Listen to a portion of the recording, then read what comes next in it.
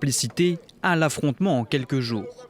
Alors qu'il s'affichait tout sourire avec Giorgia Meloni, la première ministre italienne lors du G7 à Évian, le président américain a tenu des propos méprisants à son égard lors d'une interview à des médias italiens.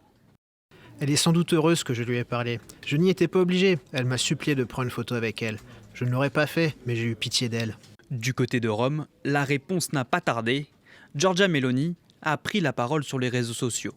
Les déclarations de Donald Trump sont purement inventées. Franchement, je suis stupéfaite. Je ne peux que déplorer qu'il ne fasse pas preuve de la même détermination envers les ennemis de l'Occident et des États-Unis. Mais il y a une chose qu'il devrait garder à l'esprit, ni moi ni l'Italie ne supplions jamais. Après la parole, les actes, le ministre italien des Affaires étrangères a annoncé annuler une visite aux États-Unis qui devait commencer dimanche.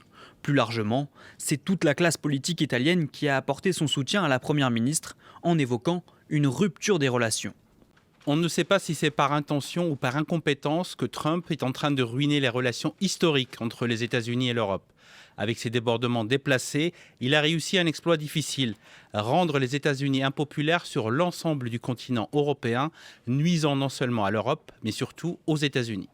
Pour l'investiture du président américain lors du début de son second mandat, c'était pourtant Giorgia Meloni qui était la seule dirigeante européenne à s'être rendue à Washington.